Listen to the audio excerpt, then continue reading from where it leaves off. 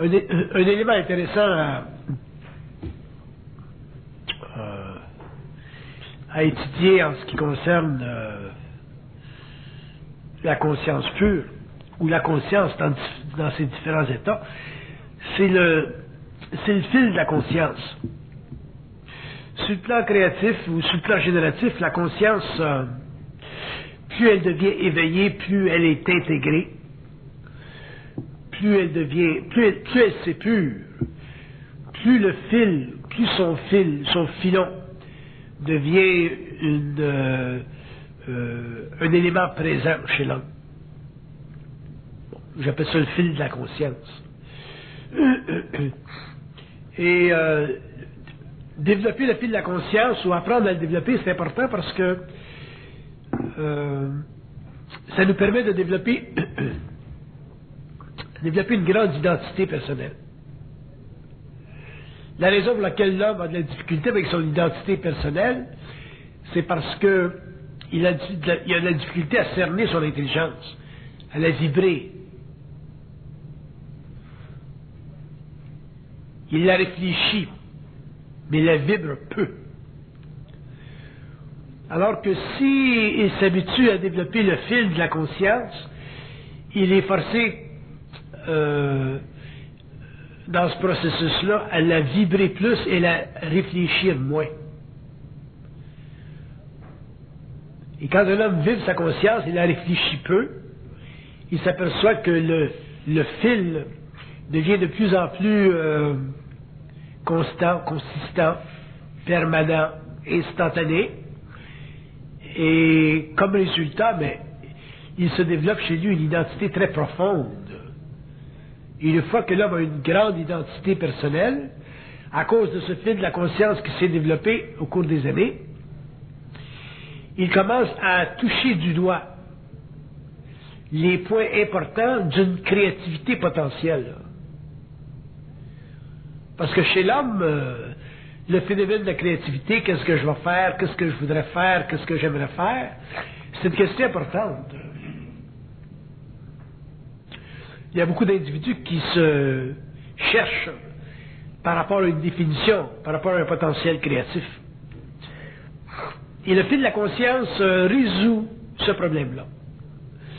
On ne peut pas dire que la résolution se fait rapidement ou qu'elle se fait dans le temps qu'on veut, mais au fur et à mesure où l'homme prend conscience de lui-même et s'habitue à développer ce fil de conscience-là, qui est rattaché plus ou moins à une conscience pure, ou du moins à une conscience générative, il s'aperçoit que il est dans le courant, il est dans le courant de ses forces personnelles. Et il en arrive éventuellement à puiser dans ce courant avec assez de facilité pour en arriver éventuellement à devenir maître de ce courant-là. Quand un homme est maître de ce courant-là, donc de ce fil de la conscience, il est rendu à un point dans sa vie où sa maîtrise peut servir l'humanité à différents niveaux, dépendant de son mandat personnel, dépendant de la nature de sa créativité, et dépendant aussi de l'ombrage que crée sa conscience sur le plan planétaire. Il ne s'agit pas pour l'homme de penser ou de vouloir que sa créativité touche l'humanité. Il s'agit pour l'homme de savoir que sa créativité en soi est suffisante pour le remplir constamment de sa propre lumière, de le sortir du vacuum psychologique existentiel et le rentrer dans un mouvement générateur qui est directement l'expression de ce courant de vie qui peut être très puissant chez l'être humain dans la mesure où il s'est libéré de la réflexion et s'est mis en vibration par rapport à son énergie fondamentale. Le fil de la conscience est intéressant sur plusieurs plans. Effectivement, sur le plan créatif, sur le plan personnel, mais aussi sur le plan de la découverte. c'est probablement sur le plan de la découverte qu'il est le plus intéressant, parce que sur le plan de la découverte, l'ego, qui en est temporairement le maître ou l'expression, aussi découvre ce que son esprit lui apporte.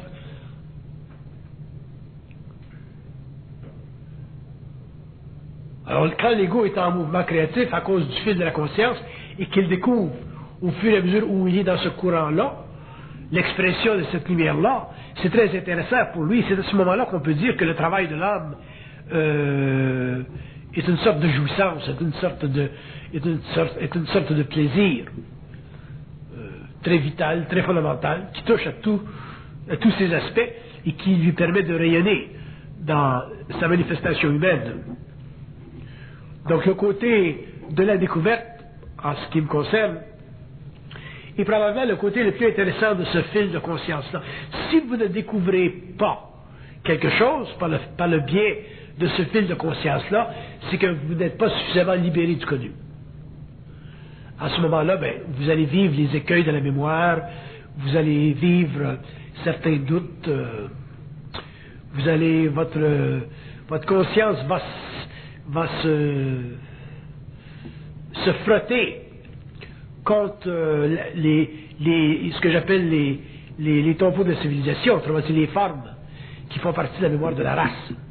Vous n'aurez pas le pouvoir de découvrir l'inconnu. Et la découverte de l'inconnu est essentielle pour un homme qui a une conscience pure ou qui se nourrit de ce fil de la conscience-là, parce que la découverte, non seulement lui appartient ou fait partie de lui, mais elle appartient aussi à l'humanité dans une forme ou dans une autre. Et dans la mesure où le fil de la conscience l'amène à de la découverte, et non pas simplement à de la réinvention de la forme, il devient, dans son mandat, un instructeur quelconque, qu'il soit médecin, architecte, plombier, ou simplement orateur, ou écrivain. Donc je veux souligner l'élément de la découverte dans le processus de la conscience créative. Qu'est-ce que ça veut dire, la découverte? La découverte, ça veut dire essentiellement le rejet de tout ce que l'on sait. Et quand je dis le rejet, je ne veux pas dire dans un sens négatif. Je veux dire la mise de côté de ce que nous avons utilisé en tant que membre d'une race pendant des siècles, pour finalement aller réellement de l'avant et découvrir, c'est-à-dire mettre le pied dans le vide du mental, pour finalement accéder à des architectures nouvelles qui nous donneront éventuellement accès au mystère de la race, ou au mystère des royaumes, ou au mystère de la vie, ou au mystère des différentes astronomies qu'on appelle le cosmogonie universelle. Ça, c'est intéressant.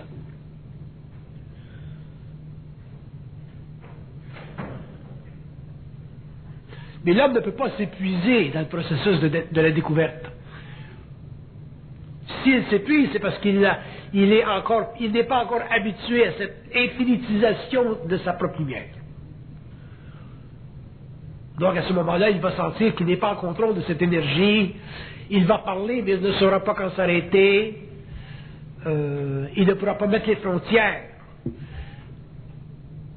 à son propre potentiel. Donc il va être charrié par ce processus créatif qui n'est pas encore intégré. Ça, c'est c'est le danger de cette conscience ou de sa manifestation, le fil de la conscience.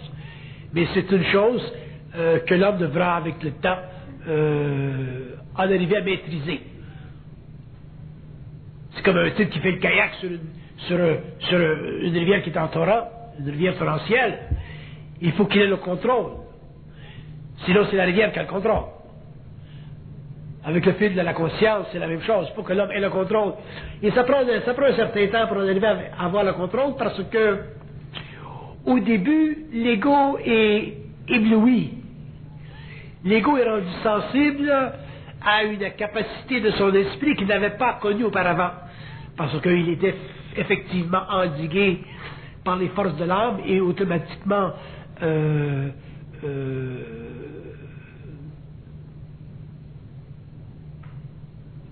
était redevable à la mémoire de la race. Alors que dans ce processus-là, au début, il est de plus en plus infecté de ce renouveau constant, de ce renouveau d'énergie et de cette capacité inépuisable de sa conscience créative. Mais il n'a pas appris encore à la contrôler. Donc c'est elle qui le contrôle. Et tant que l'homme ne peut pas contrôler ce mouvement torrentiel de son esprit, il ne peut pas découvrir les secrets de son esprit. C'est intéressant, ça.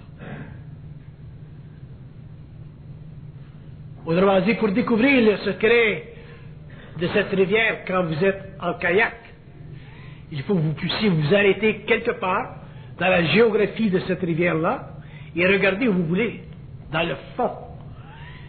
Si la rivière est trop torrentielle et que vous n'avez pas le contrôle sur votre kayak, vous ne pouvez pas regarder dans le fond. C'est la même chose avec le fil de la conscience, et c'est pour ça qu'il y a très peu d'œuvres sur la terre qui constituent un pas dans l'avenir de l'humanité et qui expliquent à l'homme les mystères de la conscience, de la race, ou des différents plateaux où il se situe. La plupart des œuvres, quand on les lit, quand on les regarde, on peut facilement les lier à un niveau ou à un autre de la mémoire de la race. On peut voir des points qui auparavant ont été façonnés, qui auparavant ont été touchés, et que l'on retouche un peu avec la réinvention de l'esprit. Mais il ne s'agit pas pour l'esprit de réinventer ce qui a été déjà établi. Il s'agit pour l'esprit de réellement établir de nouvelles frontières, de créer de nouvelles architectures et de parler de manière créative et neuve de ce qui a été par le passé conjugué par le mental inférieur. Je donne un exemple. Si on demande qu'est-ce que Dieu, on ne peut pas répondre à cette question avec des palabres qui font partie de la mémoire de la race. On ne peut pas répondre à cette question avec une conscience qui n'est pas en gestion créative. Sinon, on va être obligé d'utiliser les formes qui ont été utilisées par l'humanité et automatiquement, on va simplement réinventer une ancienne formule et la placer dans une option moderne. Donc, si on nous demande qu'est-ce que Dieu, il faut que l'homme se mette en vibration et qu'il arrête son kayak sur la rivière torrentielle, qu'il sente le calme de son mouvement, qu'il sente qu'il a la puissance, la capacité d'arrêter ce kayak dans cette torrentialité et de regarder où il veut dans le fond de la rivière. Regarder où il veut, ça veut dire être capable, à ce moment-là, de créer de nouvelles formes, de créer de nouveaux horizons, ou de créer une nouvelle infinité pour satisfaire un esprit neuf. Sinon, nous ne faisons que réinventer le passé. Et si l'homme réinvente le passé, quelle que soit la qualité du fil de sa conscience, il ne pourra pas donner à l'humanité une mesure d'elle-même. Il va simplement donner à l'humanité une mesure plus raffinée, réinventoriée de son passé imaginaire, de son passé créatif. C'est ce qui s'est produit avec les philosophies, c'est ce qui s'est produit avec les littératures, c'est ce qu'on a fait avec les poésies.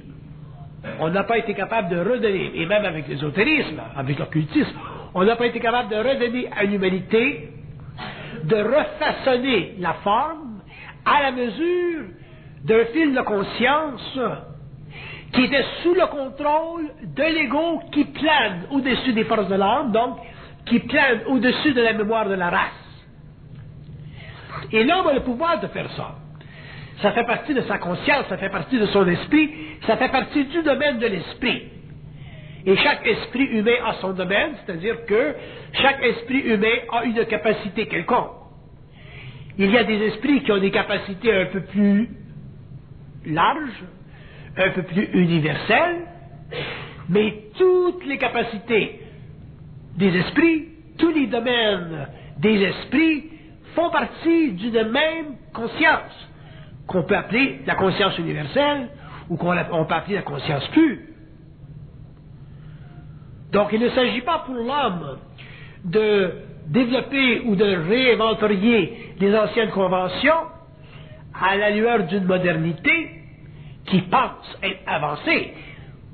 Il s'agit pour l'homme de réellement définir les différentes infinités, autrement dit les choses qui ne se passent pas, en fonction d'une vibration qui d'elle-même expose les limites de la forme pour finalement faire ressurgir du fond de cette rivière des plans de conscience qui sont nécessaires à une humanité dans un temps quelconque ou dans une contemporanéité quelconque. C'est ce que j'appelle la philosophie de la science. Nous avons besoin d'une philosophie de science. Une philosophie de science, c'est une manière de penser qui nous permet, en tant que penseurs, d'établir une relation formelle avec les catégories dynamiques de la réalité qu'on appelle la science. Donc, sur le plan de la psychologie de la science sera pour l'homme sa capacité mentale d'établir de nouvelles architectures en fonction d'un ego qui aura à ce moment-là la capacité d'intervenir à n'importe quel moment de son évolution dans le processus créatif du mental supérieur, c'est-à-dire dans le domaine de l'esprit. Ça nous donnera une science de la psychologie et ça nous permettra d'établir une philosophie de cette science afin qu'un jour la psychologie devienne de plus en plus établie chez l'homme comme étant une voie fondamentale au lieu d'être simplement un à-côté psychologique d'un ego qui se cherche et qui n'est pas capable de se trouver. Et tant que nous ne serons pas arrivés à ce point-là, il n'y aura pas de science de la psychologie. Nous aurons une psychologie qui se veut scientifique, comme nous avons eu une anthropologie qui s'est voulue scientifique, mais qui dans le fond ne l'est pas. Pourquoi? Parce que nous n'avons pas la capacité de comprendre des aspects de l'infinité qui ne sont pas assujettis à une méthodologie.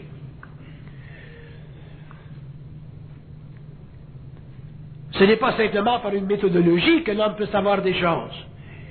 La méthodologie est nécessaire parce qu'elle permet à l'homme d'encadrer son mental rationnel dans une recherche méthodique, c'est-à-dire dans une recherche où la loi de cause et d'effet est mise en jeu. Mais il y a des domaines de la vie où la méthodologie n'est pas utile, n'est pas acceptable ou n'est pas trouvable. Par exemple, d'où vient l'homme? D'où vient l'âme? Qu'est-ce que l'âme? Qu'est-ce que l'espace? Qu'est-ce que le temps? Qu'est-ce que l'énergie? La science ne peut pas définir la nature de l'origine de l'espace parce que la science est obligée d'utiliser, pour observer l'espace, elle est obligée d'utiliser des paramètres qui font partie de l'expérience sensorielle de l'animal humain.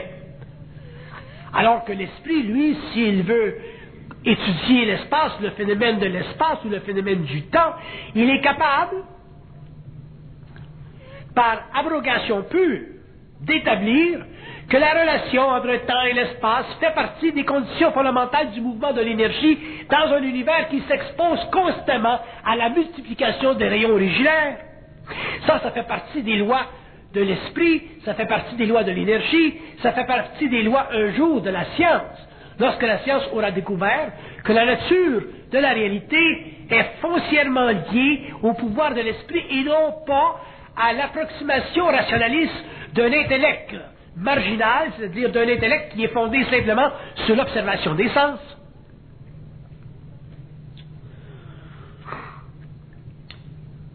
Donc l'homme doit, lentement au cours de son évolution, prendre conscience du fil de la conscience et cesser graduellement de douter de ce qu'il sait. Et lorsqu'il aura suffisamment cessé cette activité évolutive qui fait partie du rationnel, qui fait partie des systèmes de croyance, il commencera petit à petit à entrer dans les mystères et automatiquement il pourra découvrir essentiellement les lois universelles, c'est-à-dire les lois qui s'occupent de mettre en mouvement l'énergie à différents niveaux de manifestation, que ce soit sur le plan animal, terre, humain, supra-humain ou purement spirit.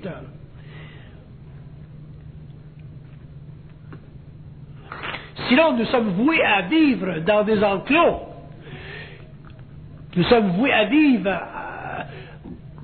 dans le contexte des méthodologies, donc de chercher la vérité. Mais la vérité, ça n'existe pas. Il y a des approximations qui existent, parce que nous pouvons reproduire le phénomène. Mais la vérité n'existe pas parce qu'il n'y a rien de stable. Parler de vérité, ça nous force à parler de stabilité, ça nous force à mettre une fin au dynamisme universel. La vérité, ça n'existe pas. Et pourtant, nous sommes fiers de la rechercher, nous sommes orgueilleux de l'avoir trouvée, pour ne nous apercevoir quelques siècles plus tard qu'elle nous échappe une fois encore.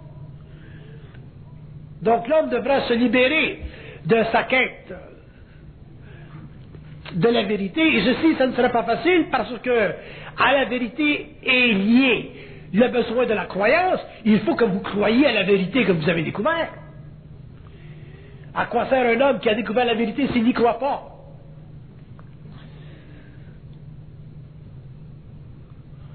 Et pourtant, toute l'erreur humaine se situe à ce niveau-là. Nous sommes très inconfortables avec une vérité à laquelle nous ne croyons pas. Et nous nous sentirons aussi inconfortables dans une réalité qui n'a pas de vérité.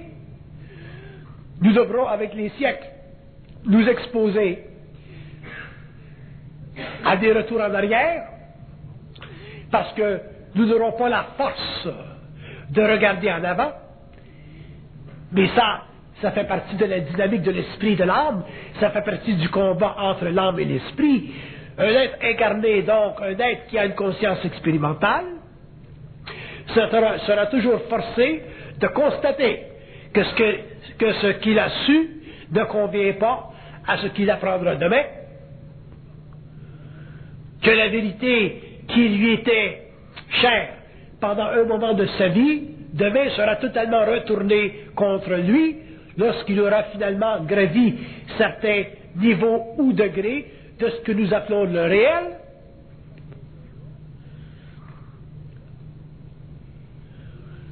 Et Dieu sait si le réel est vaste. Si nous avions conscience du réel dans une infinité de temps par rapport à notre conscience mentale mortelle, sans préparation, nous serions réellement mis en éclat. Parce que l'ego est incapable de soutenir une infinité qu'il ne peut pas concevoir comme étant réelle, car à ce moment-là, il se sent totalement appauvri dans son pouvoir de rébellion, et il se sent totalement incapable de dominer essentiellement une chose qu'il veut saisir et contrôler. Donc la crainte s'installe, l'ego perd contenance, il devient froid à ses angoisses existentielles, il a peur d'être.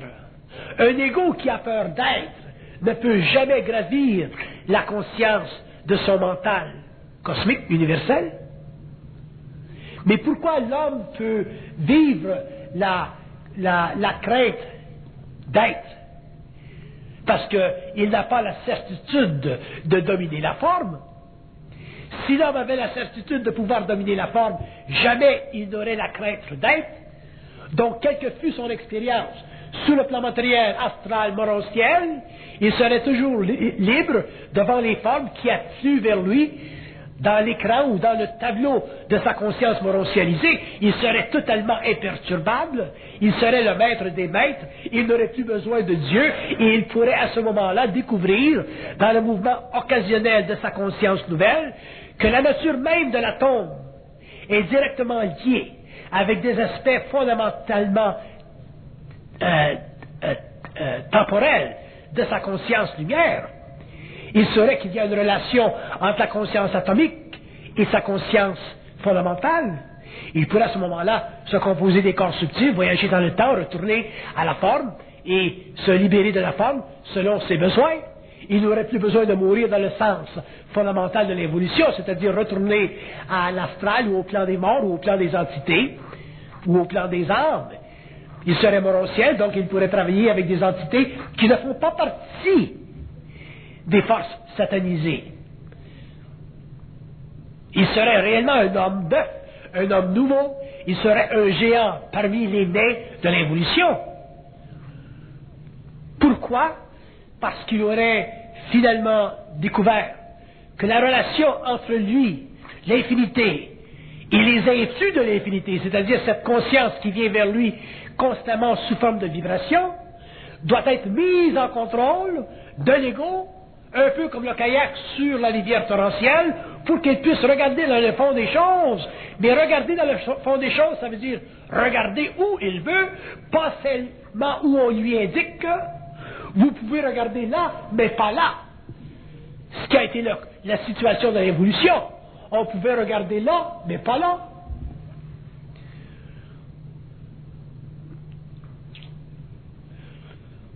Et l'homme doit pouvoir regarder où il veut. Ça fait partie de la dynastie de sa conscience.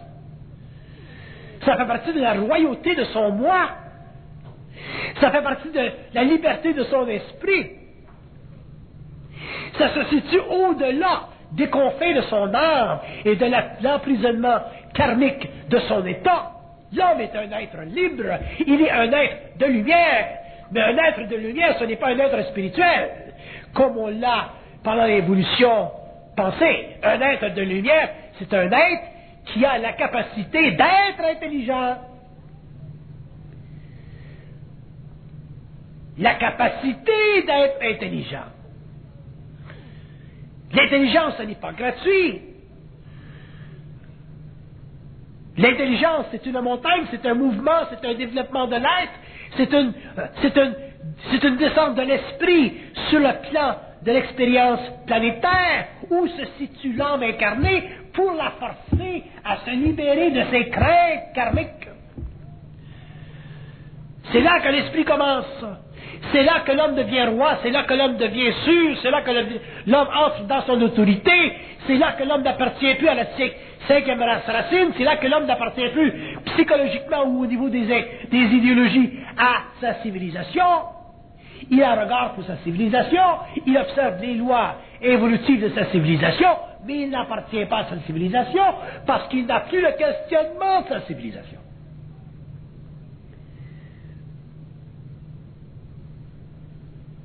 Donc la liberté, ce que j'appelle la liberté, c'est un mouvement de l'esprit, ce n'est pas une pulsion de l'âme. Et le fil de la conscience, ce fil de la conscience, ce mouvement de l'esprit sur la rivière torrentielle où l'âme se situe et où l'ego doit pouvoir contrôler son propre kayak, c'est-à-dire ses propres craintes, c'est essentiellement l'avenir de l'homme. Nous avons fait des progrès extraordinaires en science depuis 100 ans. Imaginez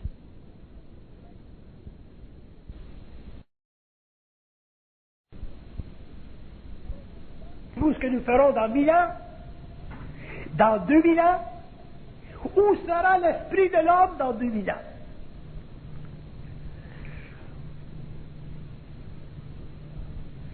Où sera l'esprit de l'humanité dans 2000 ans? Peut-être que dans 2000 ans, l'esprit de l'humanité sera dans les catacombes de l'évolution. Mais ceci ne veut pas dire que l'esprit de l'homme sera le fossoyeur du passé. Au contraire. Peut-être que l'esprit de l'homme sera déjà libéré de la forme matérielle pour finalement poursuivre le rêve de l'humanité qui est la grande liberté, qui est l'assaut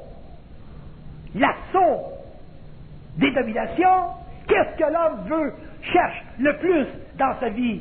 c'est d'assaillir la domination, que ce soit la domination de la femme dans l'amour, que ce soit la domination de l'homme dans le travail, que ce soit la domination des corps par la maladie. L'homme veut assaillir la domination.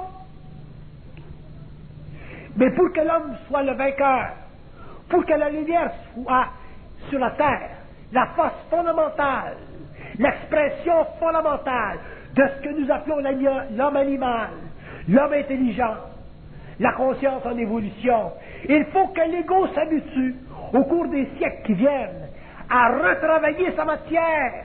Mais retravailler sa matière, ça veut dire quoi?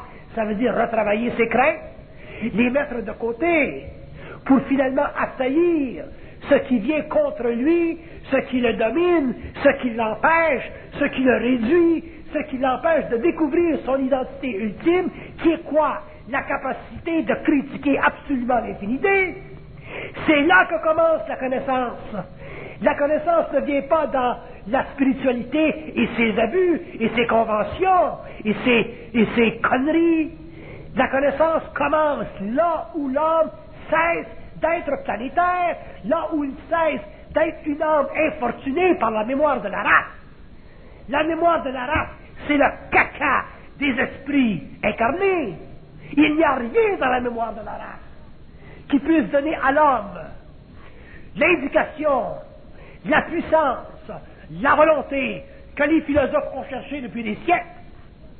Il n'y a rien dans la mémoire de la race qui puisse donner à l'homme la moindre valeur, puisque la mémoire de la race, c'est l'expression des craintes de l'homme.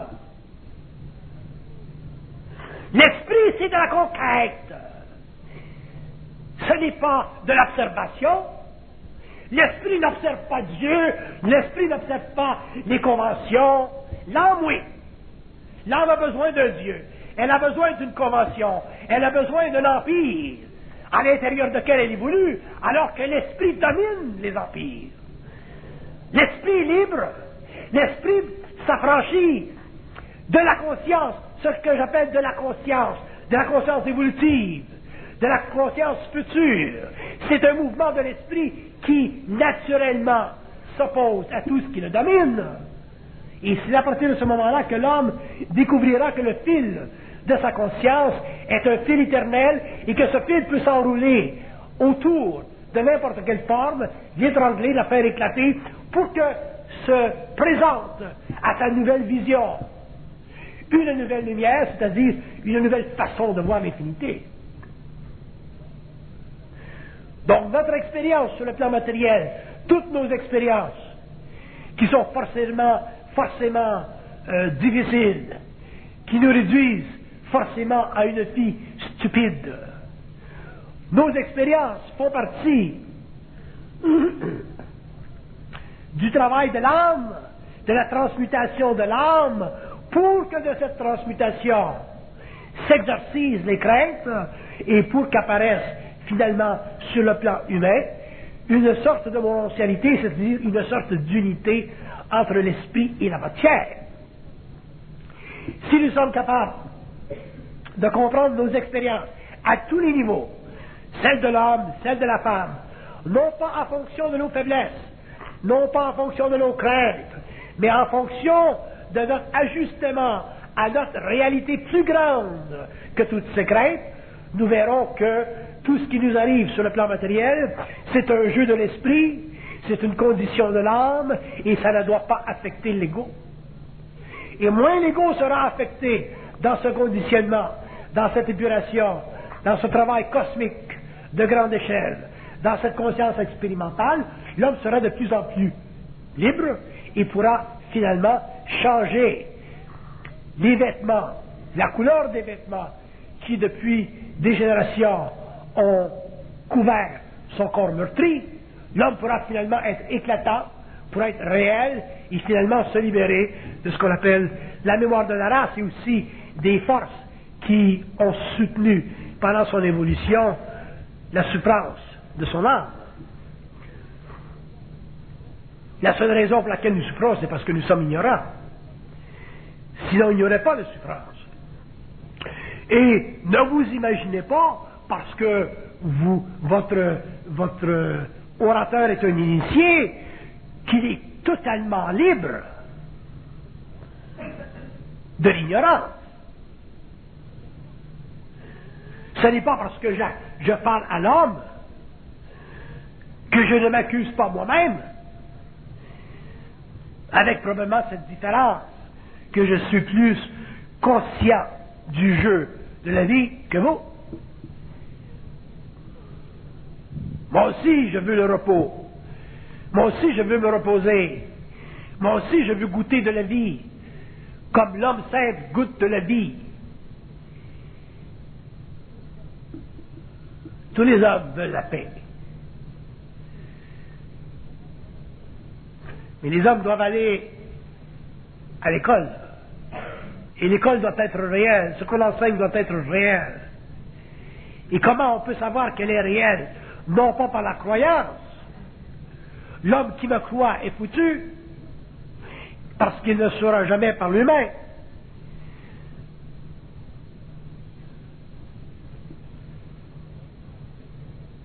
On découvre que l'école est réelle simplement par soi.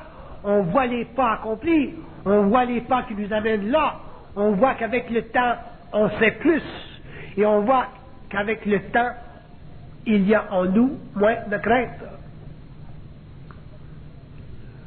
Donc, ajoutez à ce mouvement le fil de la conscience créatrice, le fil de la conscience générative, ben, vous pouvez commencer à avoir réponse à toutes ces questions fondamentales qui nous ont épuisés pendant des siècles. Et lorsqu'il s'agit pour l'homme de simplement regarder en avant et ne plus regarder en arrière, déjà il a conquis une grande partie du terrain qui doit un jour faire partie de son propre empire. Il n'y a pas de méthode dans la conscience. On peut parler et parler et parler pendant très longtemps. Il n'y a pas de méthode. Il n'y a pas d'école. Il n'y a pas de vérité. Il y a simplement des choses que l'homme sait qu'il peut redire, ramener à la surface de la conscience humaine pour qu'elle-même, en tant qu'individualité, puisse mesurer la fécondité de cette lumière. C'est tout qu'il y a. L'homme doit mesurer la fécondité de sa propre lumière, ne jamais s'attacher à ce qu'une personne peut dire, quelque illustre qu'il puisse être. Parce que la conquête de la conscience, ou le mouvement de la conscience personnelle, est un mouvement qui doit mener à l'identification personnelle, et non pas à la glorification d'un homme qui le fait sur le plan matériel, qui instruit à partir d'un plan qu'ils ne comprennent pas. Quand les hommes auront mis de côté le mécanisme naturel de l'ego, celui de la croyance, et que les hommes commenceront petit à petit à se sentir, à ne pas questionner ce qu'ils savent, à s'habituer à ce qu'ils savent. Il y a une dame qui vient me voir tout à l'heure et qui me dit « Mais qu'est-ce que vous pensez de mon corps? Est-ce que je dois utiliser mon corps? Pourquoi pas? Votre corps, ça fait partie de vous. » Pourtant, elle le sait qu'elle devrait utiliser son corps avec liberté. Mais pourquoi le questionnement, si elle le sait? C'est parce qu'elle ne le sait pas parfaitement. Et pourquoi elle ne le sait pas parfaitement? Parce qu'elle a la mémoire. Parce qu'elle a le questionnement de la mémoire. Parce qu'elle a la spiritualité qui la force en questionnement.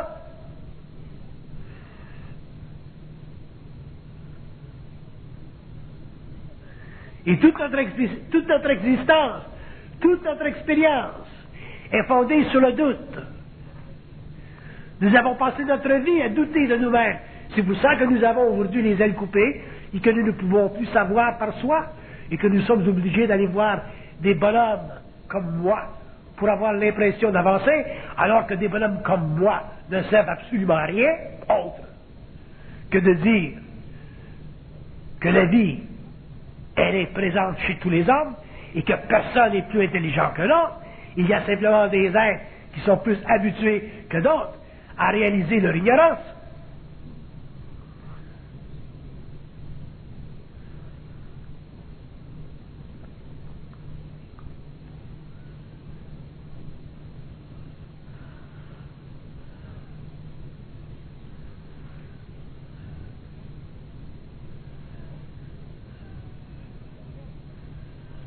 La conscience, ça doit être un acquis.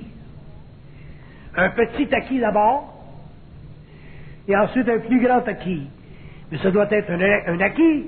Vous ne pouvez pas vous permettre de dire, bon, ben, est-ce que je dois utiliser mon corps? Lorsque vous savez, en arrière de vous, derrière, dans le fond de vous-même, que vous deviez l'utiliser, votre corps. Votre vie sexuelle, ça fait partie de votre vie. Donc, si vous le savez un petit peu, pourquoi ne pas l'exprimer, pourquoi ne pas le vivre, pourquoi le douter? Parce qu'il y a trop de mémoire chez vous, parce qu'il y a trop de crainte, parce qu'il n'y a pas suffisamment d'identité. Le problème de l'homme, il se situe là. Ça n'existe pas de grands hommes. Il y a seulement une grande conscience. Mais des grands hommes, ça n'existe pas. Les grands hommes sont simplement le miroir de votre petitesse. Ça n'existe pas des grands hommes. Donc lorsque l'homme aura réalisé que ça n'existe pas des grands hommes, vous n'irez pas voir des grands hommes pour vous faire dire si vous devez utiliser votre corps. Vous prendrez en charge vos vies. Vous ferez ce que vous sentez. Effectivement, vous aurez des doutes. Effectivement, vous aurez la crainte de ne pas être dans la bonne voie. Mais cette crainte, elle fait partie de l'ignorance, ne pas être dans la bonne voie. Qu'est-ce que ça veut dire, ne pas être dans la bonne voie? Ne pas être dans la bonne voie, ça veut dire que vous avez la crainte d'être ce que vous êtes. C'est ça que ça veut dire, ne pas être dans la bonne voie. Si vous n'aviez pas la crainte d'être ce que vous êtes, vous n'auriez jamais à l'esprit la question d'être dans la bonne voie. Est-ce que je suis dans la bonne voie? Qui va vous dire si vous êtes dans la bonne voie? Le curé? L'autre? Vous ne serez jamais dans la bonne voie avec le curé. Surtout si vous lui parlez de votre corps.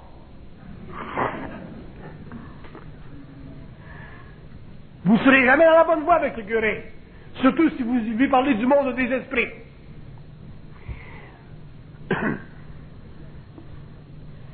On n'est jamais dans la bonne voie. Parce qu'il y a toujours une autre voie qui nous dit qu'on n'est pas dans la bonne voie. C'est comme ça que se crée le pouvoir sur la terre. Vous n'êtes pas dans la bonne voie. Le type s'arrête et dit, ah, je ne suis pas dans la bonne voie. Non, non, tu n'es pas dans la bonne voie. La pauvre, il y a quelques années, qui se faisait dire par le curé, vous avez fait des enfants? Non, j'ai pris un break. Ah non, on ne prend pas de break. Il faut faire des enfants. Vous avez combien? 9, c'est pas assez. 10, 11, 12, 13. Qui va payer? Ah, le bon Dieu. Ah, le bon Dieu va payer.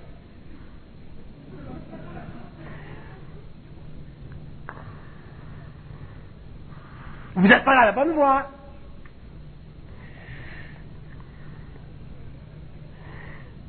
J'ai un grand respect pour l'Église. J'ai un grand respect pour toutes les églises.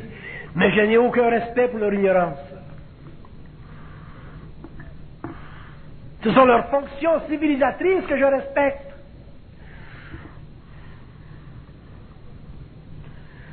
Non pas leur bonne voie.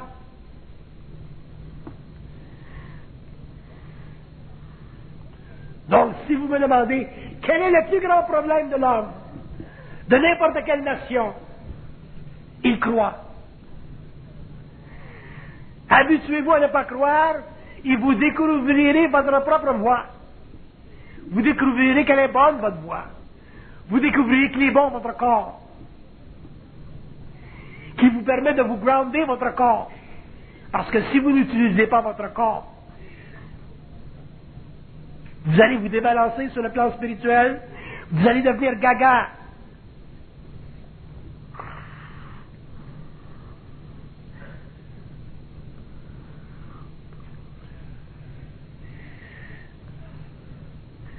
Il n'y a rien comme faire des péchés pour grandir en esprit. Moi, je passe ma vie à chercher des péchés. Je n'en trouve plus parce que je l'ai tout fait. Je les ai toutes faites. Si vous en trouvez de nouveau, envoyez-moi un email.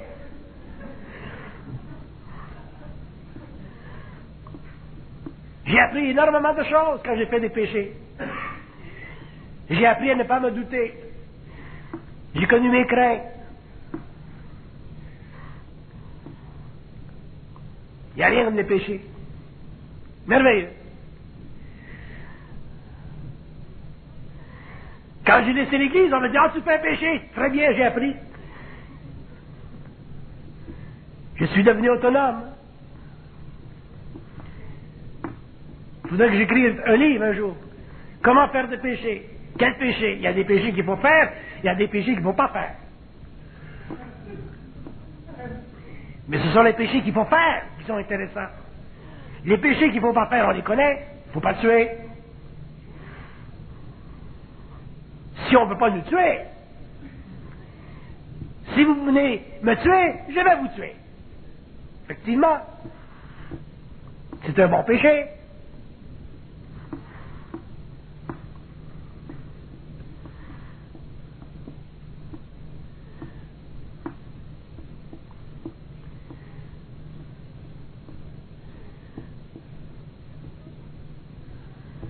Il y a des choses que vous avez faites durant la vie, vous avez été forcé de les faire quand vous étiez jeune. Vous avez volé des crayons malgré vous. C'était plus fort que vous. Il n'y a personne dans la salle qui n'a pas fait un vol, un larcin dans sa vie. Personne. Il n'y a personne dans la salle. Je vous jure qu'il n'y a personne dans la salle qui n'a pas fait un petit larcin dans sa vie. Ça fait partie des lois astrales. Ça fait partie de travailler les forces de l'âme. Ça fait partie de créer le doute. Moi, je me rappelle, quand j'étais petit, j'ai volé des pinottes dans un restaurant.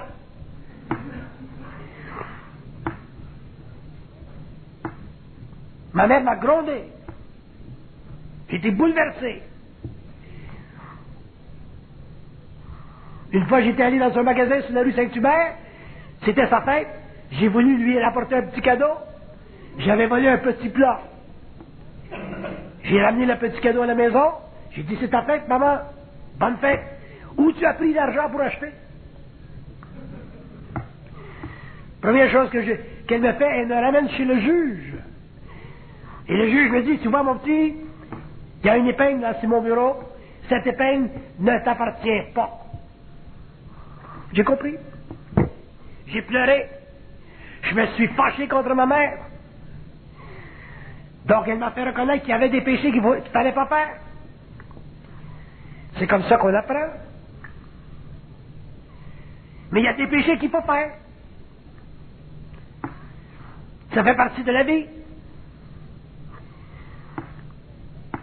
La petite fille qui me dit quand je suis jeune, baisse les culottes, je vais baisser les miennes. OK, on a fait ensemble, oups, voilà. Ça, c'est des péchés qu'il faut faire. Ça fait partie de la découverte. On ne fait pas ça à 50 ans. Et encore.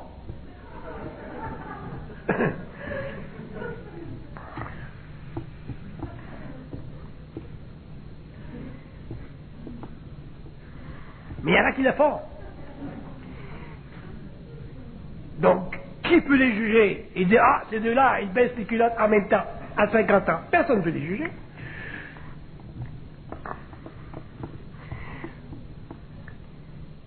Donc, la vie, elle est pour tout le monde. Mais l'esprit est pour quelques-uns.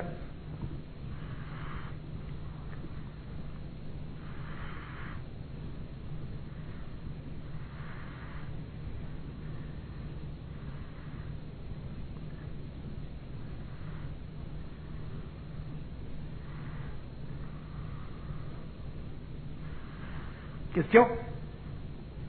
Oui.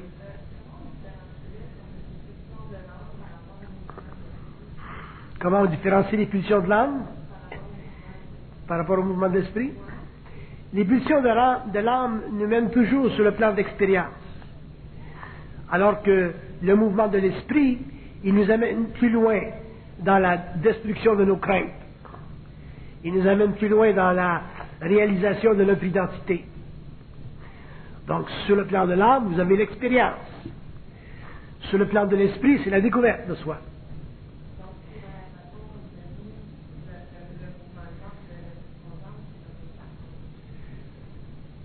Le mouvement de l'esprit nous permet de vivre l'âme avec intelligence, de ne pas s'effondrer, de ne pas souffrir sur le plan d'identité.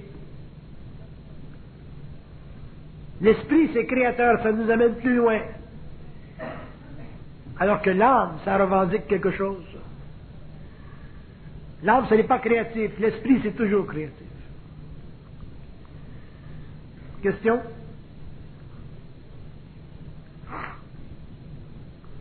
Pas de question?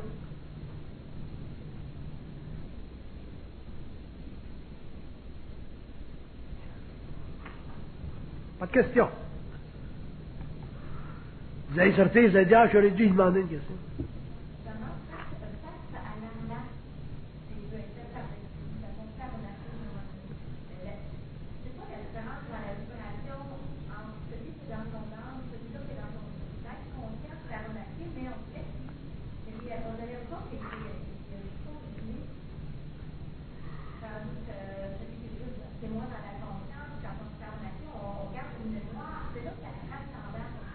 Vous avez donné réponse à votre question.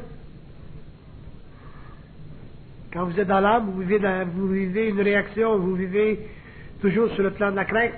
Alors que dans l'esprit, vous êtes conscient de l'arnaque, mais vous ne l'interprétez pas de la même façon. Vous allez avec lui. Il y a toujours un processus d'agrandissement de l'être. Et il y a aussi une réalisation que l'esprit, dans son mouvement, force ou amène l'ego éventuellement à se protéger. Le problème de l'homme sur la terre, c'est qu'il ne se protège pas contre son esprit. Il se protéger contre son esprit, ça fait partie de l'évolution de son intelligence. Ça fait partie de la réduction des forces, de la réduction de l'emprise des forces de l'âme sur son expérience.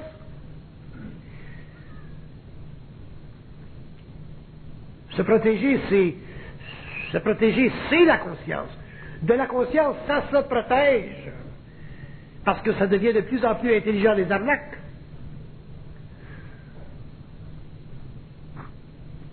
Sinon, ça n'arrête pas.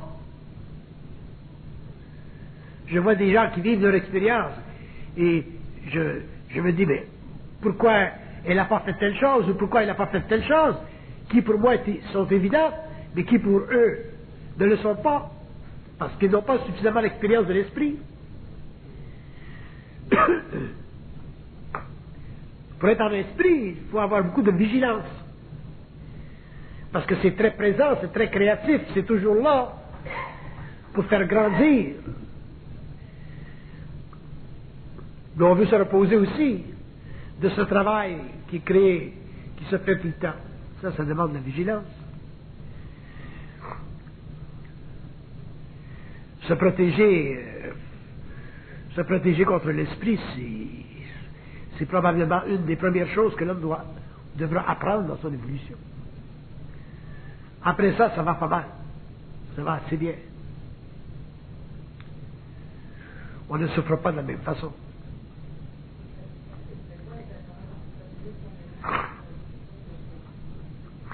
Se protéger contre son esprit, c'est avoir le plus possible contrôle sur sa vie. Le plus possible contrôle sur sa vie. Comment une femme peut avoir contrôle sur sa vie?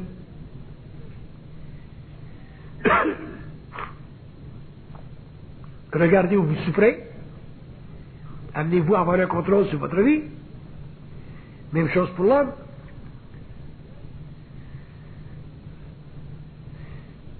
Une femme qui a tendance à rencontrer et à tomber en amour et à souffrir, il faut qu'elle apprenne à avoir contrôle sur sa vie. Il faut qu'elle dompte cette réaction naturelle chez elle. pour en arriver éventuellement à rencontrer, s'il y a mesure, continuer son chemin, sans toujours s'effondrer, souffrir dans l'âme. Même chose pour l'homme. C'est très personnel à chacun, ça, de contrôler sa vie.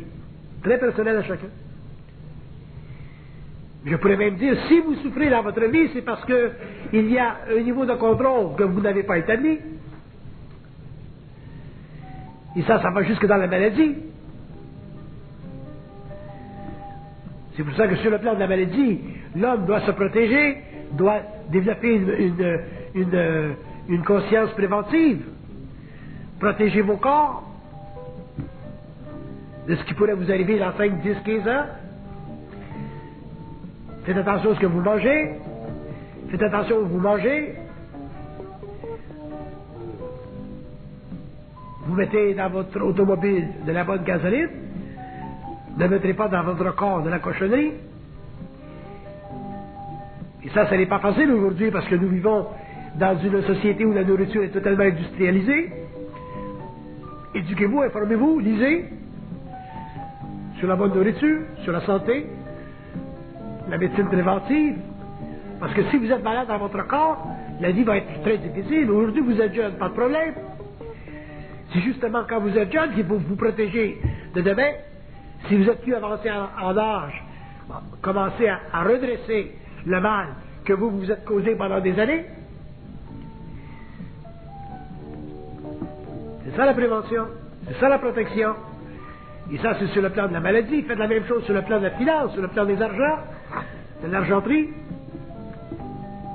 Vous êtes jeune, préparez votre vieillesse. Attendez pas à 50, 60 ans pour vous faire un petit lit. Comment...